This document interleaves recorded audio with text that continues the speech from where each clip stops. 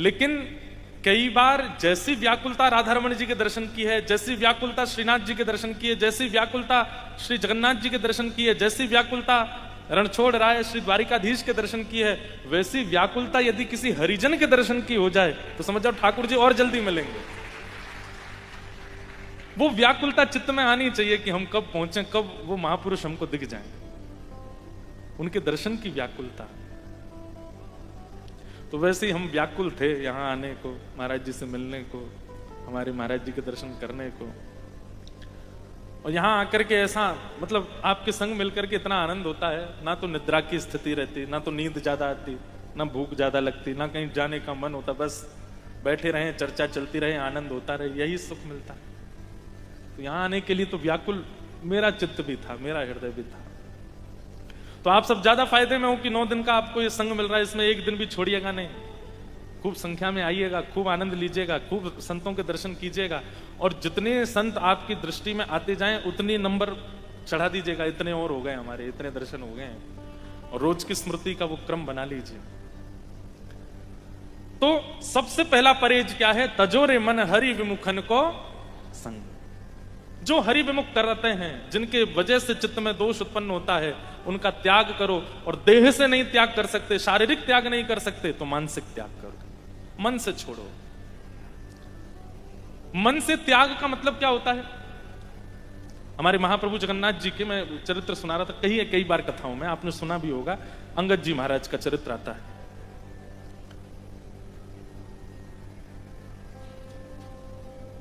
अंगद जी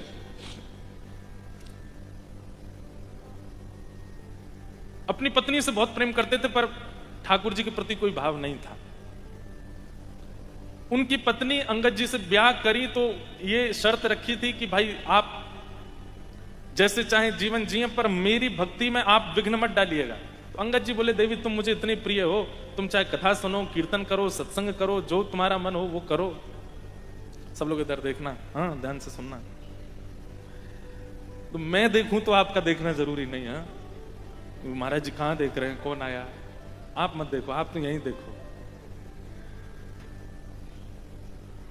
अंगद जी की पत्नी ने कहा कि देखिए आप चाहे जो कीजिए, पर मेरी भक्ति में विघ्न मत डालिएगा। अंगद जी इतना प्रेम करते थे अपनी पत्नी से, बोले देवी तुम चाहे कथा सुनो, कीर्तन सुनो, तुम जो चाहो वो करो, हम तुमको कभी नहीं रोकेंगे, पर हमसे मत कहना कि तुम भी सुनो। पत्नी भी कभी पति से नहीं बोलती थी कि आप चलिए कथा में सत्संग कीजिए। वो अपना राजपाट संभालते थे, एक राजा के यहां पर मंत्री थे, सब अपना देखते थे। वो पत्नी रोज कथा सुनना, कीर्तन में जाना सब करती थी। एकादशी का दिन तो एक महापुरुष थे, उन्होंने ऐसा नियम बनाया कि हर एकादशी को किसी वैष्णव के घर पर ही सत्संग होता था, और उसमें वैष्णवों की लाइन लग जाती थी कि अगला हमें कौन सी एकादशी मिलेगी। तो अंगद जी की पत्नी भी सोचती तो थी कि सबके यहाँ संत जन जाते हैं, कभी ऐसा अवसर मिले मेरे घर भी सत्संग हो, संत जन पधारें। मुझे तो याद नहीं है, पर महाराज जी से सुना है मैंने, वारी जाऊं रे बलिहारी जाऊं रे, वारी जाऊं रे। मुझे आता नहीं भाई, बजाना नहीं, नाक कटेंगे। मारा सदगुरु आंगन आया, बलिहारी जाऊं रे, मारा सदगुरु आंगन आया। ऐसे ही है ना महाराज जी? पूरा तो आप सबको याद है, आप ही गा देना, मैं सुन लूंगा। पर ये चाव होता है, ये भक्ति की एक स्थिति है कि किसी महापुरुष को देख करके आपके चित्त में ये भाव आता है। भले ही वो महापुरुष आ नहीं पाते हो, उनसे हट नहीं करना चाहिए, वो नहीं आ पाए, वो उनकी इच्छा है। वो जब आपका ऐसा भाव होगा, आपके ठाकुर जी चाहेंगे तो वो आएंगे, चाहे जैसे भी आए, पर आपको हट नहीं करना चाहिए। इच्छा रखनी चाहिए, हट नहीं करना चाहिए। कई लोग हट करते हैं। एक जगह महाराज जी अभी कथा थी, तो वहां के एक वैष्णव आए, महाराज जी मेरे घर आओ। मैंने कहा हम कैसे आए, सब जगह का बन गया क्रम, यहाँ जाना वहां जाना, गौशाला। ये भी होता है कि जब कहीं नगर में जाते हैं तो पहले वहां के मंदिरों को, वहां के गौशाला को, वहां के संतों के स्थान को प्रायोरिटी देते हैं, वहां चले जाएं। तो वो धड़ाम से गिर गए सामने ही और बोले मैं जहर खा लूंगा नहीं आए तो। मैंने कहा ये कैसा तरीका भैया आपका? नहीं नहीं, रो में तो रो में पाँव पकड़ लिए, बोले मैं खा लूंगा, देखिए मेरी शीशी में लेके आया हूं। मैंने कहा भाई मत निकाल, यहां मत खाना। एक हमारे बोले निकालने तो दीजिए, है ही नहीं जेब में, ऐसे ही कह रहा है। हट नहीं करना चाहिए, इच्छा रखनी चाहिए, भाव रखना चाहिए, खूब व्याकुल होना चाहिए कि हमारे घर महापुरुष पधारे हैं, पर हट नहीं करना चाहिए, उनके पीछे पड़ जाए। निवेदन कर दो, फिर उनकी इच्छा। हाँ, समय समय पर निवेदन करो, आपकी स्वेच्छा, आप जब अनुकूल लगे आइएगा, पर हट नहीं। तो अंगद जी की पत्नी को भी मन में हुआ कि मेरे घर भी संत महापुरुष पधारे हैं, सत्संग हो, आनंद होगा। संतों से निवेदन किया तो संतों ने कहा ठीक है, तो अगले महीने की उस एकादशी पर हम आपके यहां आएंगे। वो तो इतनी प्रसन्न हो गई, अभी से लग गई तैयारियों में। अंगद जी सुबह चले जाते थे, शाम को आते थे लौट करके। वो एकादशी का दिन आया, खूब सारे संत पधारे, वैष्णव पधारे, कथा कीर्तन चल रहा है, घर का वातावरण किसी तीर्थ से कम नहीं लग रहा था। और अंगद जी की पत्नी इतनी भाव में आ गई, वो तो जब से संत आए तब से रो ही रही है, उसके नेत्र सजल हो रहा है, उसको लग रहा साक्षात ठाकुर जी मेरे यहां आ गए। तभी अंगद जी का आगमन होता है। अंगद जी ने आकर के देखा, उछल उछल करके वैष्णव कीर्तन में नृत्य कर रहे हैं और महापुरुष बैठ करके बढ़िया कीर्तन सुना रहे हैं, और खूब सारे संत महापुरुष सब बैठे हैं, कुछ प्रसादी सिद्ध कर रहे हैं, कुछ ठाकुर जी का श्रृंगार कर रहे हैं, और सब चल रहा है क्रम, पूरा घर का रूपरेखा ही बदल गई। अंगद जी ने आकर के तुरंत वहां चिल्लाना शुरू कर दिया, और जाकर के महाराज 2-3 चीजें फेंक दी, क्रोध में भर गए। बोले तुमने अपना आश्रम समझ रखा है, मेरा घर है, क्या यहां पर ये ताम तंबूरा बजा रहे हो, उछल उछल के नाच रहे हो? अपने आश्रमों में कीजिए ये सब जाकर के, नदियों के किनारे इतने बड़े बड़े घाट बने, वहां कीजिए जाकर के। ये मेरा घर ही मिला था तुम सबको ये करने के लिए। धीरे धीरे वैष्णव क्षमा मांग करके वहां से जाने लगे। अंगद जी की पत्नी दूर खड़ी देख रही थी, बार बार जाके ऐसे तो मत कीजिए, इस प्रकार का व्यवहार तो मत कीजिए। पत्नी शांत हो गई। वैष्णव का ये स्वभाव होता है, वो विवाद से बचेगा, विवाद में नहीं पड़ता। कई लोगों की ऐसी रुचि होती है महाराज जी, जैसे विवाद कहीं हो जाता है ना, 2 लोग लड़ जाए यहां पे, तो वो उठ के पहले भागेगा सुनने के लिए क्या चल रहा है, और फिर उसमें किसने कितना किसको कहा, क्या वो निर्णय अपने मन में कर लेता है, इसमें तो 2 मुक्का मारने चाहिए, नहीं मारे तो तेने तो तेरी जगह में होता है, ऐसा करता। विवाद में बहुत रुचि होती कई लोगों की, पर वैष्णव का स्वरूप कैसा, कोई उससे विवाद भी करता है ना, वो अपनी हार मान करके भैया तुमको जो उचित लगता हो वो करो, तुमको जीत चाहिए जीत लो, तुमको प्रॉपर्टी चाहिए ले जाओ, तुमको धन चाहिए ले जाओ, हमको अकेला छोड़ो। विवाद में पड़ता नहीं है। अंगद जी की पत्नी शांत हो गई। जब सब महापुरुष वहां से चले गए, सब कुछ शांत हो गया, एक रात्रि तक कोई वार्ता नहीं हुई। दूसरे दिन अंगद जी तो बिल्कुल सहज भाव में अपनी पत्नी के पास गए, देवी आज बाल भोग नहीं पवाया। पत्नी ने मुख ढक लिया, बाल भोग लेकर के आई, पधरा दिया। आज तक कभी मुख ढका देखा नहीं था उसका। पूरा दिन हो गया पूछते पूछते, पर वो शांत मौन हो चुकी थी। रात्रि में पूछने लगा, आप ये कैसा व्यवहार कर रही हो, ऐसा मुख क्यों ढक लिया तुमने? बोले देखिए विवाह तो आपसे हुआ मेरा, 7 फेरे आपके साथ लिए मैंने, मेरे पिता ने कन्यादान आपके हाथ में किया मेरा, उसका निर्वहन तो मैं करूंगी कि मैं अपना पातिव्रत धर्म निभाऊंगी। आपको भोजन पवाना है, आपकी जो जो उपयोगिता उनकी पूर्ति करना, ये मेरा धर्म है, वो मैं करूंगी। पर क्योंकि आपने एक वैष्णवों का अपराध किया है, इसलिए एक नियम तो मैं धारण करूंगी, और वो ये कि अब जीवन में आपको अपना मुख नहीं दिखाऊंगा। जब जब मेरे सामने आप आएंगे घूंघट कर लूंगी, आपको छोड़ के जाने वाली नहीं हूं, मैं रहूंगी साथ में, सब करूंगी, अपना पातिव्रत धर्म निभाऊंगी। लेकिन इसी को कहते हैं देह से त्याग ना करना, मन से त्याग देना। अंगद जी बोले देवी ऐसा मत करो, मैं तो तुमसे बहुत प्रेम करता हूं, तुम जानती हो। बोले मुझसे प्रेम करते हैं, पर हरिजनों से आपका प्रेम नहीं है, तो फिर मुझसे प्रेम करने का कोई अभिप्राय नहीं। जिसको हरिजन प्रिय नहीं लगते, हरि के दास प्रिय नहीं लगते, वो मुझे कैसे प्रिय लग सकता है? लेकिन मेरा दुर्भाग्य कि ब्याह तो हो गया मेरा, अब रहूंगी आपके साथ, पर मुख नहीं दिखाऊंगी। और आपसे प्रार्थना, आप जो कहेंगे वैसा नियम होगा। आप कहेंगे कथा में नहीं जाना, तो वो भी बंद कर दूंगी, पर मेरे को इसके लिए हट मत कीजिएगा कि अपना मुख दिखाओ, ये मेरा नियम है। अंगद जी तो इतने व्याकुल हो गए, अब क्या करूं। खूब मनोहार किए, हंसती भी है, बात भी करती, पर मुख नहीं दिखाती अपना। इसे कहते हैं मानसिक त्याग। महादेव ने भी तो किया था सती का। जब राम जी की परीक्षा लेकर के सती आई तो आसन उठा करके सन्मुख रख दिया बगल की जगह कि अब इधर विराजने की आपका अधिकार अब समाप्त हो गया, अब तो सन्मुख बैठो आप। महादेव ने भी कोई पूरा त्याग देह से त्याग कर दिया वैसा नहीं, मानसिक त्याग किया, और उस त्याग का ये फल मिला। अंगद जी इतने परेशान रहने लगे, इतने दुखी हो गए, बोले क्या करें, अब पत्नी का मुख ही नहीं दिखता है। एक दिन जा रहे थे घोड़े पर बैठ करके, ऐसी कथा चल रही थी, सब लोग बैठ के सुन रहे थे, व्यास जी कथा सुना रहे थे। अंगद जी महाराज बोले ये कथा ही आई थी मेरे जीवन में, इसी ने ही मेरा घर पूरा। तब कथामृतम तप्त जीवनम, कई महापुरुष इसका अर्थ ऐसा लगाते, तप्त जीवनम। हे ठाकुर जी आपकी कथा जो है वो जीवन को तपा देती है, लेकिन इसका वास्तविक अर्थ यह है कि जीवन के जितने ताप हैं वो आपकी कथा से दूर हो जाते हैं। जाके बैठ के बोले सुनो तो सही, ऐसा क्या है इस कथा में जिसके लिए पत्नी ने मेरा त्याग कर दिया। जैसे अंगद जी कथा में जाके बैठे, ध्यान पूर्वक सुनने लगे एक एक शब्द को, नेत्र बंद हो गए, ऐसी अनुभूति होने लगी जैसे मानो कितना सुख, कितना आनंद, कितना रस, अपनी सारी आपत्ति विपत्ति सब भूल गए। ठाकुर जी की मधुर लीला सुनते सुनते भाव में चले गए श्री अंगद जी महाराज। जैसी कथा विश्राम हुई, आरती होने लगी, अंगद जी उठ करके व्याकुल हो गए, पूछने लगे भैया ये क्या हुआ, सब खड़े क्यों हो गए। बोले कथा विश्राम हो गई। विश्राम हो गई? बोले हाँ। कथा सुनने का असली अर्थ यही है कि विश्राम हो जाए और आप व्याकुल हो जाओ। बोले हो गई कथा? अंगद जी बोले अब कब होगी? बोले अब तो आज 7वां दिन था, कथा विश्राम हो गई, अब तो पास के गांव में कथा होगी महाराज जी की। अंगद जी ने पता पूछ लिया, अगले दिन वहां पहुंच गए, वहां कथा सुनने लगे। 7 दिन वहां कथा सुनने के बाद में अब अगला पता पूछा, अब अगली कथा कहां? बोले उधर के शहर में, तो वहां पहुंच गए, वहां जाके सुनने लगे। धीरे धीरे ऐसी स्थिति हो गई, पहले तो अंगद जी घर आके जिद करते थे पत्नी से कि मुख दिखाओ, पर अब अंगद जी को भी कोई चिंता नहीं, चुपचाप आते, प्रसाद पाते, सो जाते। कुछ दिनों के बाद वही कथा फिर से अंगद जी के नगर में हुई।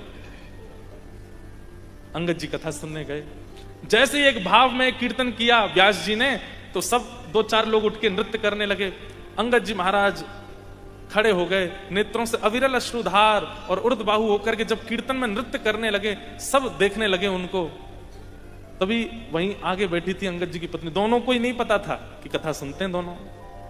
अंगद जी को तो पता था कि पत्नी जाती है, पर पत्नी को नहीं पता था कि अंगद जी को भी चाव लगा है कथा सुनने का।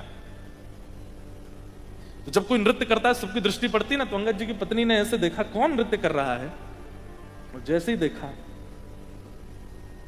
ये मेरी आंखों को कोई धोखा हुआ है या मुझे कुछ और दिख रहा है, ये तो अंगद जी लग रहे हैं। उसने थोड़ा और पास जाकर के घूंघट करके जब देखा, तो भाव आवेश की मुद्रा में, और महाराज अविरल अश्रुधार, और ऐसा नृत्य कर रहे थे श्री अंगद जी महाराज। पत्नी समझ गई ये एक दिन की कथा से नहीं हो सकता, और ये आडंबर भी नहीं हो सकता कि मुझे रिझाने के लिए कर रहे हो। समझ गए। तहकीकात की 2-4 लोगों से पूछा कि ये कौन है। बोले अरे ये तो बड़े अच्छे भक्त हैं, हर कथा में पहुंचते हैं। पत्नी बोली तभी मैं कहूं, रात्रि में आजकल बहुत विलंब से आते हैं, मैं भी पूछती नहीं थी, लेकिन ये कथा सुनने जाते हैं। आज अंगद जी की पत्नी घर पहुंची, पूरा घर सजाया, सुंदर दिए लगाए, बाहर चौका किया, उस पर रंगोली बनाई, बढ़िया सुंदर घर में सामग्री आदि सिद्ध करके सब तैयार किया। अंगद जी महाराज जैसे ही आए, पत्नी घूंघट ऊपर करके खड़ी थी द्वार पे, हाथ में आरती का थाल लेके। तो अंगद जी दूर से ही बोल पड़े, देवी तुमने आज घूंघट नहीं किया, मैंने नीचे नजर कर लिया, घूंघट कर लो मैं तब आऊं। अंगद जी की पत्नी बोली अब घूंघट की आवश्यकता नहीं। क्यों? बोले मुख तब मोड़ा था जब आप हरि विमुख थे, पर आप जब हरि जनों के संगी हो गए हो, अब आपसे मुख कैसे छुपा सकती। यह है त्याग, और ये त्याग वाला हरिजनों के, हरि विमुखों के त्याग वाला परहेज तो सबको करना है। नवदा भक्ति के एक एक परहेज अलग अलग होंगे, पर ये वाला परहेज तो 9 भक्ति में चलेगा। तजोरे मन हरि विमुख को संग। और उसके बाद पता है क्या हुआ? अंगद जी घर आए, पत्नी से बोले, पत्नी बोली अब देख लीजिए मुझे जी भर के, 9 महीना हो गए आपने हमको देखा नहीं, आप तो देख लो। अंगद जी बोले देवी अब मेरी देखने की इच्छा खत्म हो गई अब तो श्याम सुंदर से नेत्र लड़ गए हैं, अब तो कथा ने ऐसा मुख मोड़ लिया है ठाकुर जी की ओर कि अब उनकी सुंदरता के आगे कोई सुंदर नहीं लगता। अब तो केवल उनको देखने का चाव है। अंगद जी की पत्नी तो भाव विह्वल हो गई कि बोले मैंने तो ऐसी उम्मीद ही नहीं की थी कि मेरे पति कभी ऐसे हो जाएंगे। तो कभी कभी हरिजनों का इस प्रकार चतुराई से त्याग कीजिए कि उनको आभास भी हो जाए कि उन्होंने कुछ किया है, और आप उनका संग भी ना छोड़ो। कभी कभी ऐसे त्याग से भी उनके चित्त में परिवर्तन आ जाता है। उनके चित्त में, जैसे एक माता जी को हम जानते हैं, उन्होंने यही अंगद जी का चरित्र सुना था कहीं पे। उनका बेटा व्यसन करता था, वो व्यसन छोड़ नहीं रहा था। और मुझसे बोली, महाराज जी आप कहते हैं हरि विमुखों का त्याग करूं, मैं अपने बेटे का त्याग कैसे करूं? मैंने कहा मैया, आप जो हमने अंगद जी के चरित्र में आपको सुना उससे कुछ लगे तो आप देखो। महाराज जी उन्होंने रोटी छोड़ दी, सब्जियों पर आ गई माता जी, सब्जी खाती, और बेटे ने एक दिन पूछा, पत्नी ने भी कहा, बोले माता जी रोटी नहीं खाती। बेटे ने एक दिन पूछा, माँ क्या बात है आप रोटी नहीं खाती? कोई नहीं, कुछ नहीं। बेटे को बताया नहीं, छोड़ दिया बस। कई लोग होते हैं वो ढिंडोरा पीट देते पूरे नगर में, हम चप्पल छोड़ रहे हैं, हम तो पहनते ही नहीं ना, हम तो सब त्याग कर दिया हमने, पर ढिंडोरा नहीं पीट रहे। माता जी ने कहा, तो बेटे ने जाके पूछा, माँ आप रोटी नहीं पाती? मुझे बता रही थी गृहिणी, क्यों नहीं पाती? लाला तुझसे 1000 बार कहा तू व्यसन छोड़ दे, तू नहीं छोड़ता, इसलिए मैंने ही अन्न का त्याग कर दिया। अब जब तक तू व्यसन नहीं छोड़ेगा तब तक अन्न नहीं सेवन करूंगी। बेटे ने विचार किया, मेरे लिए मां से बढ़ के व्यसन है। उसी दिन व्यसन का त्याग कर दिया, और मां ने उसी दिन से रोटी खाना प्रारंभ किया। बेटे ने फिर व्यसन किया नहीं। फिर वो आई माता जी, उन्होंने मुझे बताई ये बात, बोले महाराज जी अब ठीक है, बेटा ने व्यसन छोड़ दिया, मैंने भी रोटी शुरू कर दी। तो ये त्याग, तजोरे मन हरि विमुखन को संग। ऐसा तो हो ही नहीं सकता कि हम मेरे से लेके आप तक के परिवार में कोई ऐसा नहीं हो जो हरि विमुख ना होगा। हम सबके स्पर्श में आने वाला, संपर्क में आने वाला प्रत्येक दिन का एक व्यक्ति ऐसा है जो हरि विमुख है, जिनसे आपका कोई काम निकलना है, और उस काम से अगर आप हरि के समीप पहुंचने वाले हो तो संपर्क रखने में कोई हर्जा नहीं है। लेकिन जिससे केवल संसार का व्यवहार बढ़ने वाला है, संपत्ति बढ़ने वाली है, और वो हरि विमुख व्यक्ति है, उसका फिर भी आप त्याग नहीं कर रहे हो, तो कहीं ना कहीं भजन में विक्षेप आना प्रारंभ हो जाएगा। इसलिए ये परहेज लिख लीजिएगा, सबसे पहला हरि विमुखों का संग वो छोड़ना। नवदा भक्ति पर हम लोग चर्चा करें। 3 भक्ति की भाव हमको सुनाने हैं। तो श्रवणम कीर्तनम विष्णु, स्मरणम पाद सेवनम, अर्चनम वंदनम दास्यम सख्यमात्म निवेदनम। तो श्रवणम, कीर्तनम और स्मरणम, ये 3 दिन हम इन तीनों पे चर्चा करेंगे। इन 9 भक्तियों के 9 आचार्य बताए गए कि 9 भक्तियों को किन किन आचार्यों ने किया। उन आचार्यों का यदि हम पालन करेंगे तो ये 9 भक्ति हमारे चित्त में भी आ जाएगी। श्री विष्णु श्रवणे परीक्षित भवत्, वैयासकी कीर्तने, प्रहलाद स्मरणे तदंग्रि भजने, लक्ष्मी पृथु पूजने, अक्रूरस्तव भिंदने, कपिपते दास्ये तु सख्योर्जुन, सर्वस्वात्म निवेदने, बलिरभूत पर्यातिरेषां फलम। नवदा भक्ति के 9 आचार्य, बहुत सावधानी से सुनो। सबसे पहली भक्ति कौन सी है? श्रवण भक्ति। और श्रवण भक्ति के आचार्य हैं श्री विष्णु श्रवणे परीक्षित भव, श्री परीक्षित जी महाराज। हमारी भागवत के जो श्रोता परीक्षित जी हैं, ये नवदा भक्ति के प्रथम भक्ति के आचार्य हैं। भक्तमाल जी में कहते हैं, श्रवण रसिक कहूं सुने ना परीक्षित से, पानहु करत लागी कोटि गुण प्यास है। बहुत सावधानी से सुनिएगा सब लोग।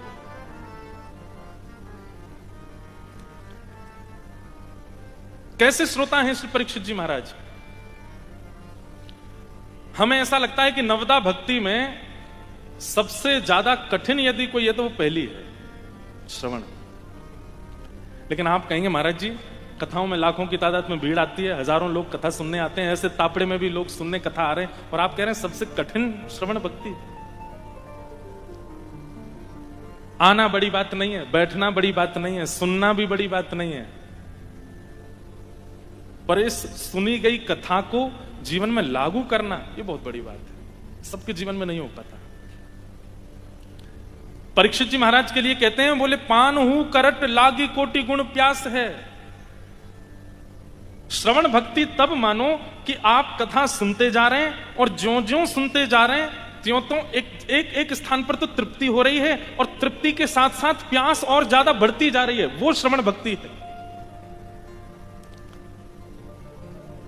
कथा सुनने के बाद में ऐसी स्थिति हो जाए, तृप्ति का अनुभव हो गया, अब बस बहुत मिल गया, हमको प्राप्त हो गया, अब पूर्णता है, ये श्रवण भक्ति नहीं है। श्रवण भक्ति का स्वरूप तो ये कि आप घूंट घूंट पानी पियो और ज्यों ज्यों घूंट पियो त्यों त्यों प्यास बढ़े। उल्टी रीत है श्रवण की, और इच्छा बढ़े और कामना बढ़े और सुनने की लालसा बढ़ने लग जाए, वो श्रवण भक्ति। और ऐसी भक्ति श्री सुखदेव जी महाराज, परीक्षित जी महाराज में।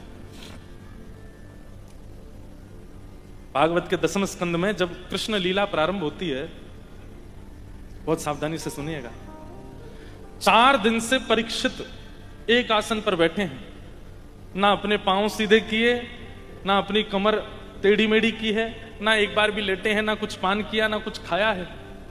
4 दिन से अनवरत सुखदेव जी महाराज की कथा श्रवण कर रहे हैं।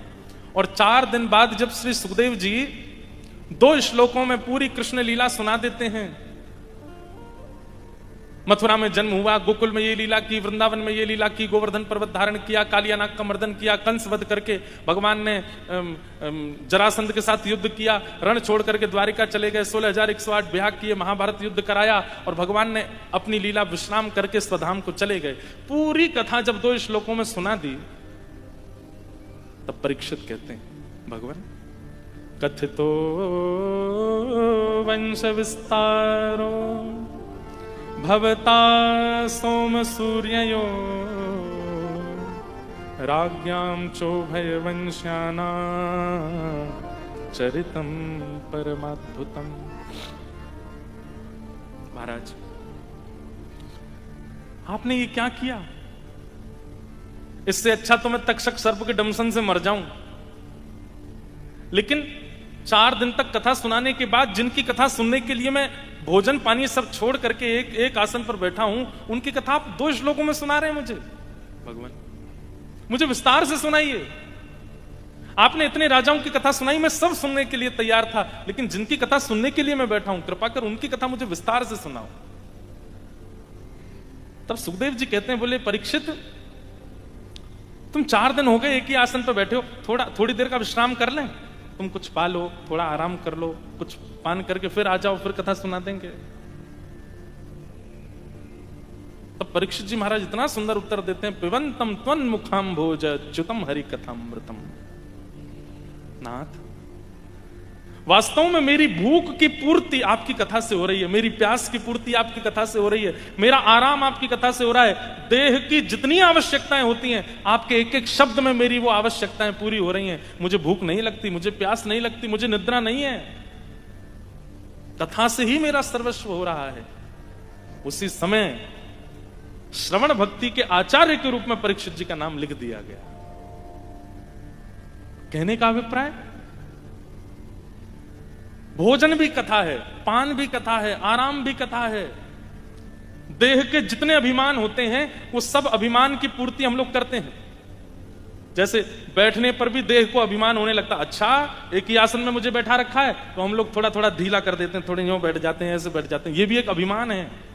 देह हमसे कहता है मैं तुम्हारे वश में नहीं हूं, मुझे सीधा बैठाओ, मेरे हाथ पांव टेढ़े मेढ़े करो, कभी कभी अंगड़ाइयां लेते रहा करो। अच्छा 2 घंटे हो गए कथा सुन रहे हो, पानी कौन पिलाएगा? उठ के जाते हैं फिर पानी पिलाते हैं इसको। अच्छा 3 घंटे कथा सुनी, उसके बाद प्रसाद नहीं मिला, कल से नहीं आना यहाँ कथा सुनने। यहाँ तो है प्रसाद की व्यवस्था, सब लोग प्रसाद पाके जाना, सबकी व्यवस्था है। नहीं तो कई लोगों का देह जो है वो चिंता पर कर देता है मजबूर। इतनी सुबह उठ के धूप तापड़े में कथा सुनने के, प्रसाद ही नहीं था, कल से काय को जाना? देह का अभिमान करवाता है आपसे। पानी की व्यवस्था दूर पड़ जाती, भीड़ बहुत है, कैसे उठ के जाएं? कल से यहीं से सुन लो, लाइव सुन लेना यूट्यूब पर ही। देह का अभिमान करवाता है ये सब। जहां देह का अभिमान नष्ट ही ना हुआ वो कथा कैसी? अभी तो केवल इतना नष्ट हुआ कि आप अपने घर से यहां आ गए, कथा सुन रहे हैं, ऊपर चले जाएंगे, पर देह ऐसा हो जाए कि अब कथा और भगवत वार्ता के अलावा कुछ चाहिए ही नहीं। यत्र यत्र रघुनाथ कीर्तनम तत्र तत्र कृतमस्तकांजलिम बाष्पवारि परिपूर्ण लोचनम मारुतिम नमत राक्षसांतकम। श्री हनुमान जी महाराज साकेत केवल इसलिए नहीं जाते हैं क्योंकि साकेत में कथा नहीं होती। प्रभु चरित सुनवे को रसिया राम लखन सीता मन बसिया। अब आप लोग यहां बैठे हो तो सब लोग इसमें मना ही करोगे, लेकिन आपको अगर प्रलोभन दे दिया जाए कि एक स्थान पर आपको बढ़िया एसी एयर कंडीशन रूम मिलेगा, सुबह शाम जो चाहोगे पाने को मिलेगा, जैसे चाहोगे पीने को मिलेगा, सब कुछ सुविधाएं A to Z मिल जाएंगी, कुछ करने की आवश्यकता नहीं है, पड़े रहो, खाते पीते रहो, मस्त रहो। कहीं घूमने जाना, हवाई जहाज की टिकट आ जाएगी, बिजनेस क्लास में बैठ के घूमने चले जाओ, वहां जाओगे वहां बड़ी गाड़ी आएगी लेने, सब कुछ सारी व्यवस्थाएं मिलेंगी, जीवन पूरा आपका व्यवस्थाओं से युक्त हो जाएगा, लेकिन कथा नहीं मिलेगी। सब राजी हो जाओगे। अभी सब कह रहे नहीं महाराज जी हम नहीं जाएंगे, पर नहीं, सब राजी हो जाओगे। पर श्री हनुमान जी महाराज साकेत जाने से पहले हनुमान जी राम जी से कहते हैं वहां कथा होती है। राम जी कहते हैं जहां मैं प्रत्यक्ष विराजमान हूं वहां कथा क्यों सुननी तुमको, रोज आ जाना मेरा दर्शन कर लेना। हनुमान जी कहते हैं प्रत्यक्ष में तो केवल 2 नेत्रों को आप दिखाई दोगे, पर कथा में तो रोम रोम को आप सुनाई देते हो ना। प्रत्यक्ष में तो केवल इन 2 को सुख मिलता है, प्रत्यक्ष में तो केवल इन 2 पुतलियों को सुख मिलता है, पर अप्रत्यक्ष में जब कथा होती है तो ऐसा लगता है मानो रोम रोम होऊं मैं तो श्रवण मई रे, कृष्ण नाम जबते श्रवण सुनो री आली, भूली री भवन में तो बाबरी भई रे।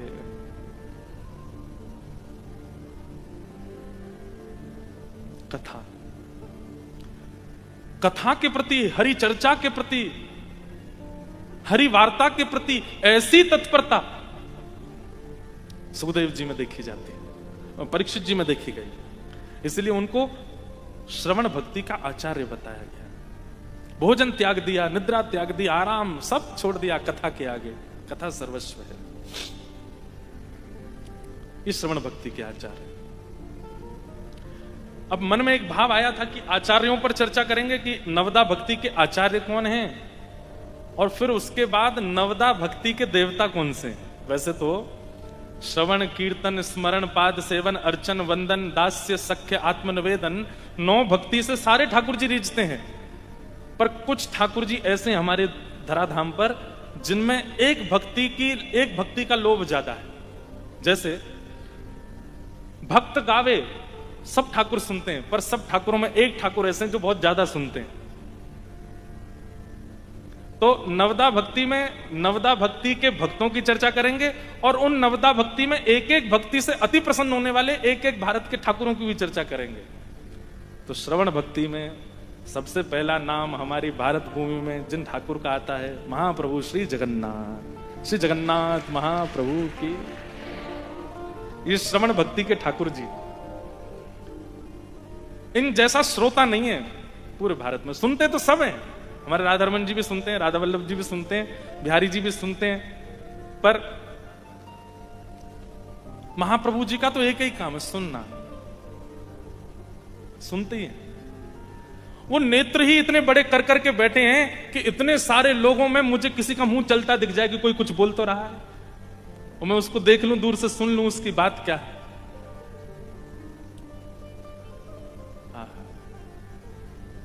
श्रित कमला कुच मंडल धृत कुंडलये धृत कुंडलये कलित ललित वनमाल जय जय देव हरे। ओ कलित ललित वनमाल जय जय देव हरे। आपको मुझको नहीं पता चला होगा, पर महाप्रभु जगन्नाथ जी जैसे ही श्रुत कमला कहा है इतने में ही जोधपुर आ गए और यहां बैठ करके सुन रहे हो। देखो वो कोई लाली लेके आई है जगन्नाथ जी को, आ गए महाप्रभु जगन्नाथ। ये सुनने के देवता। भक्तमाल जी में वर्णन करते हैं, एक माली की बेटी वो जब जाती है बैंगन तोड़ने के लिए बगीचे में और वहां बैंगन तोड़ते तोड़ते गाती है, अभिनव जलधारा सुंदर धृत मंदार धृत मंदार अभिनव जलधारा सुंदर धृत मंदार धृत मंदार श्रीमुख चंद्र चकोर जय जय देव हरे। ओ श्रीमुख चंद्र चकोर जय जय देव अरे हरे। ऐसे ठाकुर हैं महाप्रभु जगन्नाथ, साल भर तो मंदिर में बैठ के सुनते हैं, लेकिन कई ऐसे भक्त हैं जो भीतर नहीं आ पाते तो उनके लिए निकल के बाहर आ जाते हैं और रथ में बैठ के भी सुनते हैं। यहां सुनाओ, भीतर नहीं सुना पाए तो मुझे यहां सुनाओ। आहे नील शैल प्रबल मत्ता वरुण प्रबल मत्ता वरुण मुआरत नलिनी बनकु कर दलना आहे नील शैला। साल वेग वो मंदिर नहीं आ पाया, उसके लिए ठाकुर जी जगन्नाथ रथ पर आ गए और रथ में बैठ करके प्रतीक्षा कर रहे हैं। लाखों करोड़ों की तादाद में वैष्णव रथ खींच रहे हैं, नंदी घोष रथ आगे बढ़ नहीं रहा है ठाकुर जी का। बलभद्र सुभद्रा जी का रथ बढ़ने लगा, आधा मार्ग पार कर गए, लेकिन महाप्रभु जगन्नाथ जी अभी भी श्री मंदिर के सामने खड़े हैं। वैष्णव जाकर के मंदिर के दैतापति राजा आदि सब जाकर के प्रार्थना करते हैं, महाप्रभु जगन्नाथ कोई अपराध हुआ हमसे, आपका रथ आगे क्यों नहीं बढ़ रहा है। महाप्रभु जी आज्ञा करते हैं, अपने घर की छत पर कोसों दूर खड़े होकर के एक भक्त मुझे पुकार रहा है, गा रहा है, और वो मेरे दर्शन नहीं कर पाया आज तक। मेरी भी प्रतिज्ञा है, जब तक वो मेरे सामने नहीं आएगा आज मेरा रथ आगे नहीं बढ़ेगा, उसको बुला के लाओ। मतलब आप करोड़ों का खर्चा कर दीजिए, महाप्रभु जगन्नाथ केवल वाणी से ही रीझेंगे। वो वाणी के श्रवण भक्ति के आचार्य यदि परीक्षित जी हैं तो श्रवण भक्ति के ठाकुर जी हमारे महाप्रभु जगन्नाथ हैं। हमारी बात मानिएगा, भक्तमाल जी में तो कहते हैं जयदेव महाप्रभु की स्तुति के लिए कहा गया, ता सुनवे राधा रमण अवश्य पधारे। जयदेव महाप्रभु जिन्होंने संपूर्ण गीत गोविंद को जगन्नाथ महाप्रभु को सुनाने के लिए रचा, उसके लिए कहते हैं उसको सुनने ठाकुर जी अवश्य आते हैं। आप कुछ भी साधन कीजिए, कुछ भी नाम जप कीजिए, कहीं भी यज्ञ कीजिए, अनुष्ठान कीजिए, परिक्रमा कीजिए, हमारी बात एक मान लीजिएगा, अपनी संपूर्ण क्रिया के विश्राम में, प्रारंभ में किसी को भी वंदन, मध्य में किसी को भी वंदन, अपनी संपूर्ण क्रिया के विश्राम में दोनों भुजा उठा करके महाप्रभु श्री जगन्नाथ जी को वंदन कीजिए, उनको पुकारिए, तो आपकी जो भी भावना थी, जो भी आपने किया है, सब स्वीकार होगा। सुनते हैं, उनका काम ही सुनने का है। ऐसे महाप्रभु जगन्नाथ जयदेव महाप्रभु के लिए गीत गोविंद सुनते हैं, साल्विक की स्तुति सुनने के लिए अपना रथ रोक देते हैं। और कर्माबाई की खिचड़ी पाने के लिए कर्माबाई पुकारती है और महाप्रभु जगन्नाथ मंदिर छोड़ के भागते हैं। मुंह जल जाता है ठाकुर जी का, लेकिन पाने के लिए आते हैं। कर्माबाई की खिचड़ी में कोई विशिष्ट सामग्री नहीं है, लेकिन जितनी देर सामग्री ठाकुर जी पाते हैं उतनी देर कर्मा जो भोली भाली बातें करती है ना, वो सुनने महाप्रभु जगन्नाथ जी आते हैं। उसकी वो वार्ता सुनने ठाकुर जी आते हैं। अभी नहाई भी नहीं है, अभी स्नान आदि भी नहीं किया है, ऐसी भोली सी, ऐसी सीधी सी, ऐसी मधुर ठाकुर जी से कहती है, अगर खिचड़ी नहीं पाओगे तो ये गोल मटोल आपके गाल पिचक जाएंगे भीतर, ये गदमदरा से आपके हाथ सब पतले दुबले हो जाएंगे, और जब आप पतले दुबले हो जाओगे तो मैं पिताजी से कहूंगी कि अब ठाकुर जी पतले हो गए, दूसरे ठाकुर जी लाओ, मोटे ताजे लेके आओ। ठाकुर जी उसके भाव पर ऐसे रीझ गए कि दौड़े कर्माबाई के यहां पर। सुनते कौन है? जगन्नाथ। जय जय जगन्नाथ जगन्नाथ जगन्नाथ रक्षमा, जगन्नाथ जगन्नाथ जगन्नाथ रक्षमा। जय जय महाबाहो महाबाहो महाबाहो पाहि मां। जय जय महाबाहो महाबाहो महाबाहो पाहि मां। जय जय जगन्नाथ जगन्नाथ जगन्नाथ रक्षमा। जय जय जगन्नाथ जगन्नाथ जगन्नाथ रक्षमा।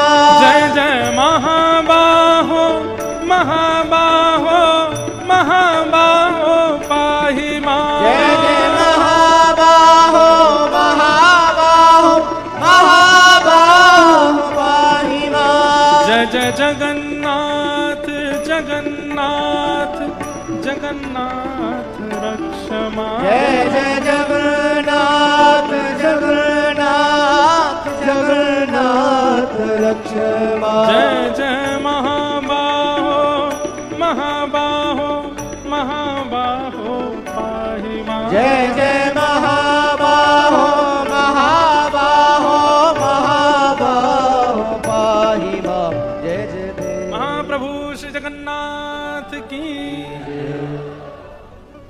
श्रवण भक्ति के आचार्य श्री परीक्षित जी महाराज और श्रवण भक्ति के ठाकुर जी महाप्रभु जगन्नाथ।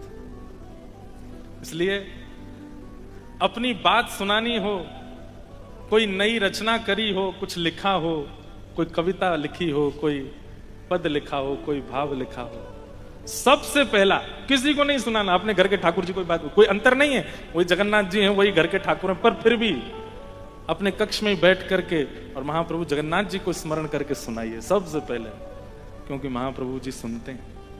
हमारे कल महाराज जी से चर्चा हो रही थी, हमारे पूज्य पिताजी महाराज के गुरुदेव अनंत श्री विभूषित दास के दादा गुरुदेव श्री गरुणध्वजाचार्य जी महाराज, जगन्नाथपुरी हमारा गुरु घर है, वहीं जीयर स्वामी मठ।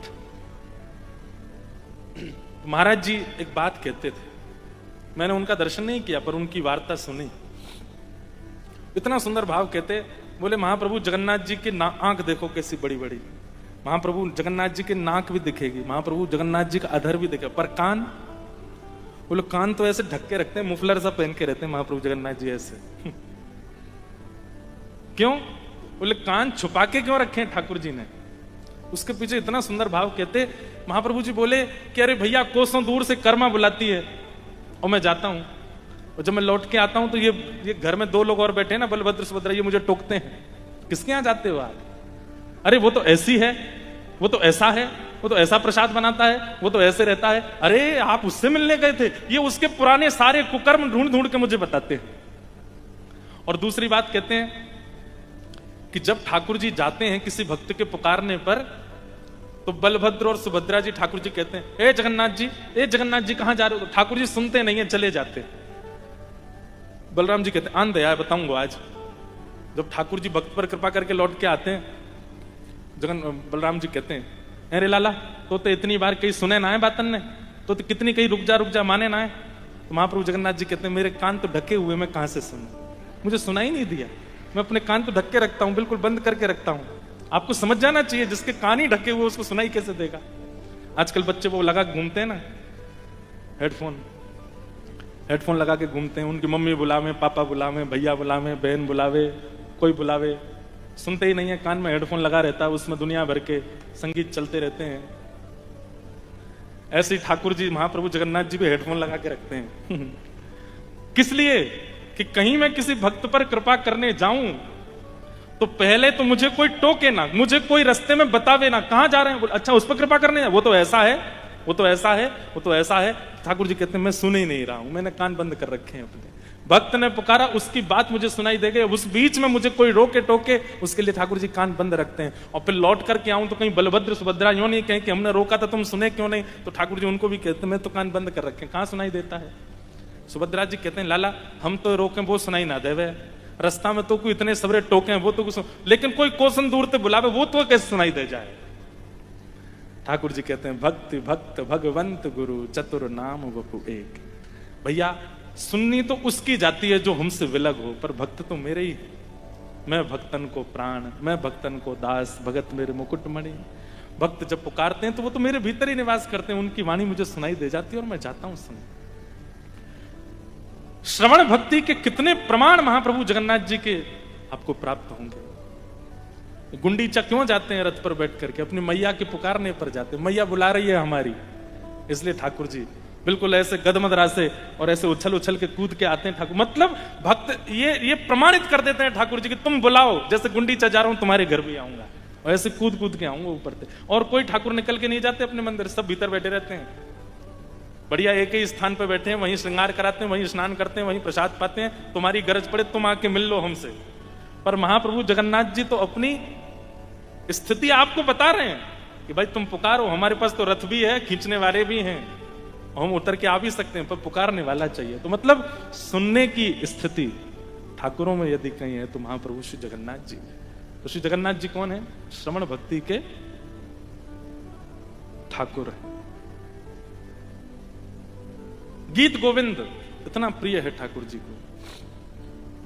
कोई नित्य अपने घर पर केवल आसन पधरा दे और आसन पधरा करके शुद्ध आसन में ये भावना रख ले कि श्री ठाकुर जी बैठे हैं, और तब गीत गोविंद का पाठ करे, कुछ दिन बाद उसको अनुभव होने लगेगा कि ठाकुर जी साक्षात आते हैं, आके विराजमान होते हैं, पूरी गीत गोविंद का श्रवण करते हैं।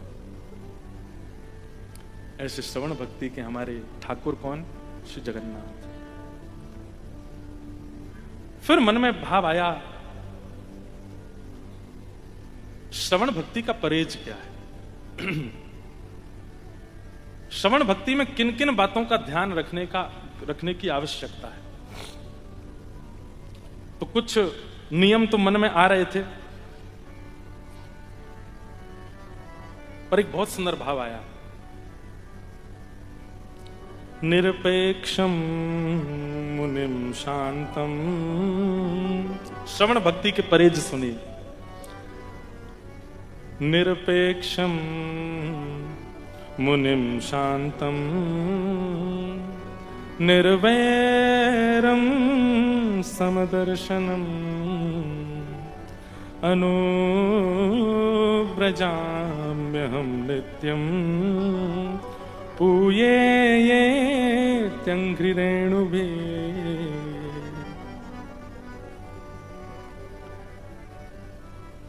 श्रवण केवल सुनने से काम नहीं चलेगा, उसके साथ में परहेज भी करना है। और इसका परहेज क्या है? अगर कोई व्यक्ति श्रवण करता है तो निरपेक्षम, उसके मन में किसी के प्रति उपेक्षा की भावना नहीं है। भाई श्रवण से सीखा जाता है ना। अगर कोई सीखता नहीं है, केवल सुनता है और जैसा था वैसा ही रहता है, तो उसने क्या श्रवण किया? तथा उसे मानिए कि आप यहां 9 बजे आए और जब 1 बजे यहां से जाएं तो 9 बजे जो आया था वो 1 बजे लौट करके नहीं गया, 1 बजे कोई और गया लौट करके। और एक बात हम आपको बहुत स्पष्ट रूप से कह दें, दुनिया में कितने भी नियम बनाने हों और कितने भी असद व्यवहारों का त्याग करना हो, उसके लिए सबसे अच्छा स्थान है कथा। कथा में बैठे बैठे कथा सुनते सुनते अपने विकारों का त्याग करो और नियम का धारण करो। यहीं बैठ करके नियम धारण कर लीजिए कि मुझे ऐसा आगे से करना है। कथा में अगर नियम सोचा होगा तो नियम होगा, और कथा में यदि किसी कुभाव का त्याग किया होगा तो वो छूट ही जाएगा। बाकी आप कितना भी प्रयास कितनी जगह कर लीजिए, अनुभव से बोल रहा हूं मैं, यहां बैठ करके किया गया त्याग हो जाता है और यहां बैठ करके धारण किया गया नियम भी हो जाता है। क्योंकि कथा का श्रवण भक्ति का एक स्वरूप है कि जब सत्संग होता है, जब प्रवचन होता है, उस समय यहां बैठे जितने लोग होते हैं वो जो मन में विचार धारण करते हैं उसकी पूर्णता करने की जिम्मेवारी ठाकुर जी लेते हैं। वो पूर्ण होगा। निरपेक्षम। अगर आप श्रवण भक्ति करना चाहते हैं तो इसमें परहेज ये होना चाहिए कि फिर कभी किसी की उपेक्षा नहीं हो, किसी की उपेक्षा नहीं। कई बार ऐसा होता है कि जब हम भक्त हो जाते हैं ना तो हम दूसरों की बड़ी उपेक्षा करने लगते हैं। कई बार हम सुबह जल्दी उठ जाते हैं और कोई व्यक्ति हमसे लेट उठता है तो हम उसको ऐसे हीन भावना से देखते हैं। कितने बजे उठे? हम तो 7 बजे उठे। 4 बजे उठ के बैठ गए थे, हम तो घूम आए, परिक्रमा लगाया है, संध्या बंदन कर लिया, ये कर लिया, नियम कर लिया। 7 बजे तक तो हमारे 10 काम हो जाते हैं, तुम अभी तक उठे ही हो। वो बेचारा इतनी आत्मग्लानी में चला जाता है, अरे भैया हमने कोई पाप कर दिया क्या बहुत बड़ा, हाथ जोड़ता मैं, क्षमा कर दो। उपेक्षा नहीं। हाँ, मजाक में मित्रों से तो कुछ भी कहा जा सकता, उसमें कोई दिक्कत नहीं, पर उपेक्षा की भावना से कि हम श्रेष्ठ हैं और ये अश्रेष्ठ है, ये श्रवण भक्ति करने वाले के चित्त में नहीं होना चाहिए। क्योंकि आप श्रवण करते हो, आप कथा सुनते हैं, आपके चित्त में इतना परिवर्तन भी नहीं आया तो क्या सुना आपने? उपेक्षा नहीं। और दूसरा सबसे ज्यादा अनिवार्य परहेज श्रवण भक्ति करने वालों का क्या है? तो कहा गया मुनिम। मुनि शब्द के 2 अर्थ होते हैं। मुनि 2 लोगों को कहा जाता है, मतलब कथा सुनने वाला मुनि होना चाहिए। मुनि 2 जगह सार्थक होता है। पहला मननम मुनि, जो मनन करता रहता है।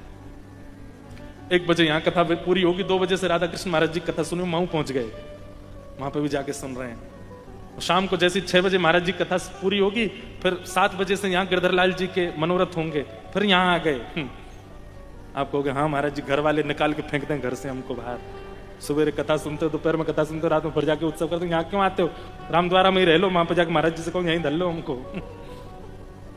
कहने का अभिप्राय मनन करता रहे, उसकी बुद्धि। देखिए, श्रोता का काम केवल सुनना नहीं होता।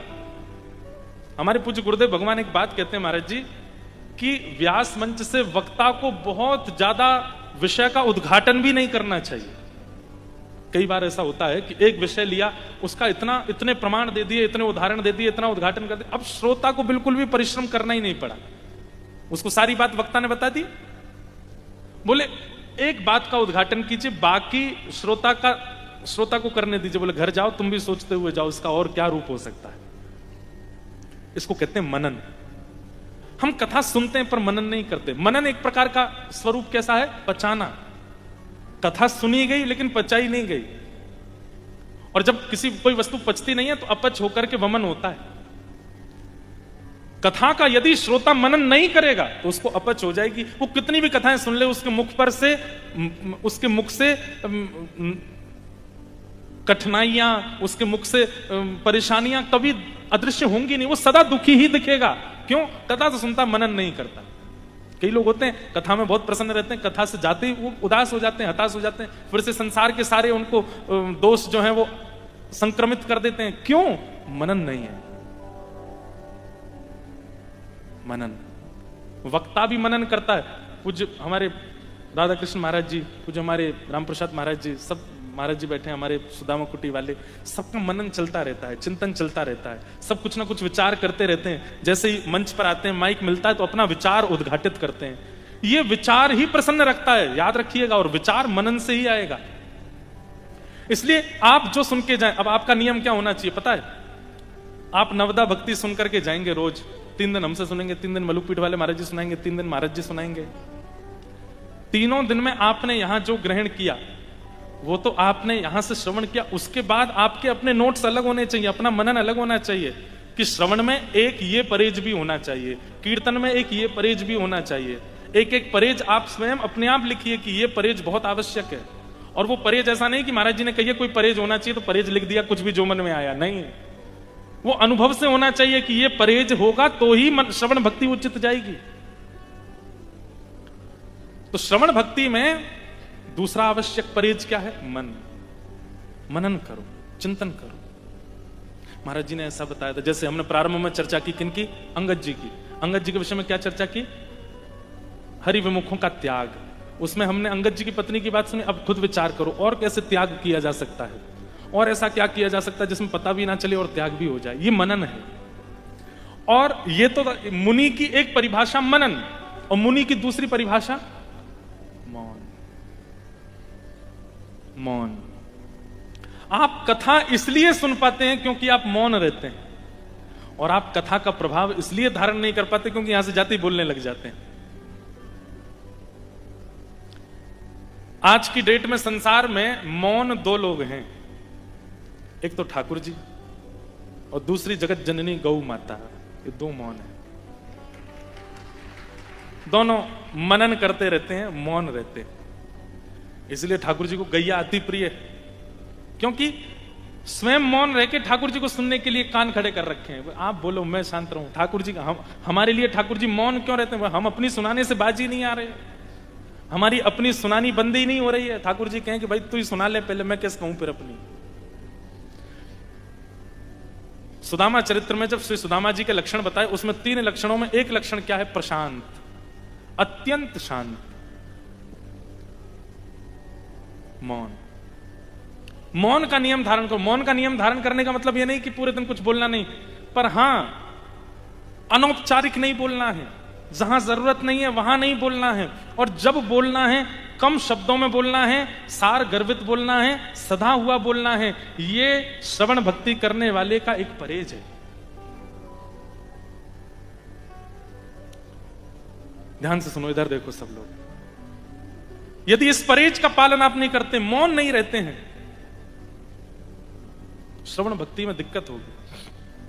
3 घंटा तो निकाल लोगे आप कथा के, लेकिन उसके बाद मनन भी मौन में ही हो सकता है, बोलते हुए मनन नहीं हो सकता। मौन एक नियम बना लीजिए मौन रहने का, और मौन रह करके कुछ बोलना नहीं है कुछ। अच्छा एक बात और बोलें, आजकल वैसे महाराज जी मौन बहुत सहज हो गया, सब मौन रहते हैं। क्यों? क्यों? अब ये बोलते हैं हमारे हिसाब से अब यहां से मौन नहीं, इससे मौन हो जाओ, क्योंकि ये वाला मौन अब टूट चुका है। कई लोग, नासिक में दत्त धाम में कथा थी, तो महाराज जी की आज्ञा से हम गए वहां, तो वहां मौन का नियम होता है, पूरे दिन मौन रहो। तो मौन तो रहते थे, लेकिन दीदी को, भैया को, मम्मी को, और जो मित्र थे उनको सबको खूब लिख लिख के भेजते। एक दिन मन में आया कि ये काय बात का मौन?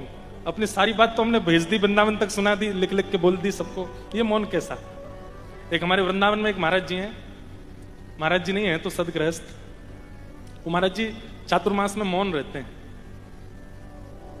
सूर्यास्त के बाद भी मौन रहते हैं, और भी उनके 2-3 नियम सब बता दिया तो उनको पता चल जाएगा मेरी बात कर रहा है, सब नहीं बताऊंगा। मौन रहते चातुर्मास में। लेकिन महाराज जी उनके सामने अगर कोई उनके अनुकूल प्रतिकूल कोई काम कर दे तो उसको कहते हैं ऊपर एक पर्चा लेंगे, उस पर गाली लिख के उसको देते हैं। ये मौन काय बात का? आपने बोला नहीं, लेकिन आपके मन में जो स्वर आया था वो आपने लिख के बता दिया किसी को। किसी को आदेश देना है, किसी को प्रत्युत्तर देना है, किसी को कोई नियम समझाना, किसी को कुछ सद्भाव बताना, उसके लिए बात ठीक है। पर आपने कहा कि महाराज जी कह रहे हैं मौन रहो, लेकिन व्हाट्सएप तो चालू है, वहीं चलते रहे। बगल में बैठा है व्यक्ति, उसी को कह रहे हैं मेरा मौन है, मैंने कथा में नियम लिया है, श्रवण भक्ति में मौन रहना चाहिए, ए सुन तू चाय बना ला मेरे लिए। बोल नहीं रहे लेकिन मैसेज कर रहे हैं। मौन मतलब मौन। मौन का सीधा उत्तर है कि संसारी व्यवहारी चर्चाओं से थोड़ी देर के लिए अवकाश देकर के केवल भगवत चर्चा, भगवत स्मृति, वो है मौन। हम तो एकादशी के लिए भी कहते हैं कि एकादशी में लोगों ने अन्न का त्याग किया, नियम भी शास्त्रों में यही बताया गया। परंतु अन्न का त्याग करना बड़ी बात नहीं रह गई है। आजकल के बच्चे सो के 11 बजे उठते हैं, स्नान ध्यान करके 1 बजे नीचे उतर के आते हैं, 3 बजे भोज, आधे दिन का तो वैसे ही व्रत हो गया उनका, आधा दिन का तो वैसे ही उनका अवकाश हो गया, कोई बड़ी बात नहीं है। इसका परहेज करके दिखाओ, एकादशी मानी जाए आपकी। एक एकादशी पर यह नहीं चला मैं। अभी श्रावण आने वाला है, श्रावण के सोमवारों पर लोग व्रत करेंगे, सोमवार के दिनों पर शाम को अभिषेक करते हैं महादेव का। श्रावण के सारे सोमवारों तक इंटरनेट का अगर त्याग कर दिया जाए तो हो सकता महादेव अंतिम दिन प्रकट हो जाए। वाह भैया, तेने क्या किया ये? तेरे जैसा त्यागी कोई नहीं इस संसार में। तूने व्हाट्सएप नहीं खोला, इंस्टाग्राम तूने स्क्रॉल नहीं किया, तेरे अंगूठे जीवित कैसे हैं अभी तक? परिस्थिति के अनुसार त्याग की स्थिति बदल रही है। समय के अनुसार जैसे जैसे समय आगे बढ़ रहा है, अब त्याग, अब परित्याग, अब मौन, अब व्रत, उनको भी बदलना पड़ेगा थोड़ा थोड़ा। मौन, श्रवण भक्ति का सबसे विशिष्ट अगर परहेज है तो वो है मौन। मौन रहिए। एक भोरी सखी जी का बहुत सुंदर पद है हमारे राधा वल्लभी संप्रदाय वृंदावन में। भोरी सखी ऐसो दुख दीजो हिय माहे, ऐसो दुख दीजो हिय माहे। महाराज जी, यहाँ जो दुख का प्रयोग किया गया, ऐसो दुख दीजो, ये भोरी सखी जी और जो हम लोग गा रहे हैं, हमारे लिए दुख नहीं है, पर संसार के लिए ये दुख है। वो हमको जब इस स्थिति में देखेंगे तो यूं कहेंगे, राम राम कितने दुखी। जैसे अब हम धोती पहनते हैं तो पैंट शर्ट पहनने वालों को ये लगता है कि ये बहुत दुखी हैं, ये धोती पहनते हैं। आप कैसे इसमें चल लेते हैं? आप इसमें कैसे बैठ जाते हैं? आप ये बगलबंदी में कंफर्टेबल होता है आपको? उनको ये लगता है ये परम दुखी हैं, पर हमको उनको देख के लगता है ये परम दुखी हैं, ये परम सुख से वंचित हैं। इनको क्या पता कि कितना सुख मिलता है। तो यहां जो दुख का शब्द प्रयोग किया गया, ये गाने वालों के लिए दुख नहीं है, और संसार के लोग जब आपको इन स्थितियों में देखेंगे तो आपको दुखी समझेंगे। इसलिए भोरी सखी कह रही हैं किशोरी जी से, ऐसा दुख दीजो हिय माहे, ऐसो दुख दीजो हिय माहे, ऐसो दुख दीजो हिय माहे, ऐसो दुख दीजो हिय माहे। बिन पद कंज छटा दृग देखे, बिन पद कंज छटा दृग देखे, बिन पद कंज छटा दृग देखे, बिन पद कंज छटा दृग देखे, को सुहावे नहीं को सुहावे नाही। भोरी सखी कह रही है, हे जब तक प्रिया प्रियतम के सुंदर चरणार बिंदों के दर्शन नहीं हो जाए, हमारे आराध्य ठाकुर के जब तक श्री मुख का दर्शन ना हो जाए, तब तक कोई कितना भी सुंदर श्रृंगार धारण आवरण धारण करके आ जाए, वो सुहावे ना। जब तक आपको ना देखें श्याम सुंदर, तब तक चाहे दुनिया की कितनी विशिष्ट वस्तु सामने आ जाए, उसके प्रति सुंदरता की भावना प्रकट ना हो, ऐसा दुख हमको दीजिए ना। दुख दीजो हिय माहे, ऐसो दुख दीजो हिय माहे, ऐसो दुख दीजो हिय माहे, ऐसो दुख दीजो। श्री राधा वल्लभ लाल की जय।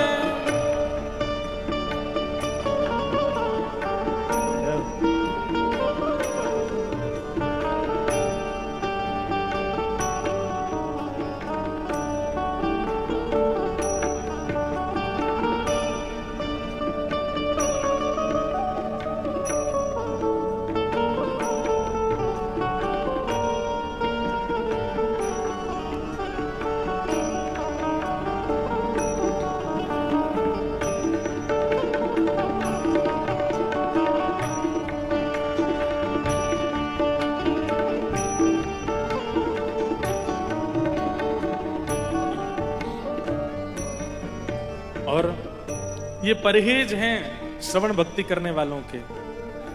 बस्ती छोड़ एकांत बिठावो, बस्ती छोड़ एकांत बिठावो, बस्ती छोड़ एकांत बिठावो, बस्ती छोड़ एकांत बिठावो, बातन सो घबराई,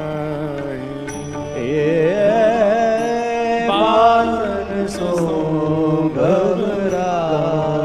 ज्यादा संसारी व्यवहार में जाने का मन ना हो, बस्ती छोड़ एकांत बिठावो। और एकांत बंधुओं याद रखिएगा, बहुत एकांत कभी कभी व्यसनों को भी जन्म देता है और बहुत एकांत ही चित्त में प्रेम लक्षणा भक्ति को भी प्रकट करता है। इसलिए एकांत किस रूप में चाहिए? कथा सुनने के बाद एकांत होना चाहिए, चित्त में प्रेम प्रकट करने के लिए, भक्ति प्रादुर्भाव करने के लिए। नहीं तो कई लोग एकांत में व्यसनों के भी आदी हो जाते हैं। सत्संग, गैर सत्संग यदि एकांत में जाएगा तो विषयों को जीवन में लाएगा, और सत्संगी व्यक्ति एकांत में जाएगा तो चित्त में प्रेम लक्षणा भक्ति को प्रकट करेगा। बातन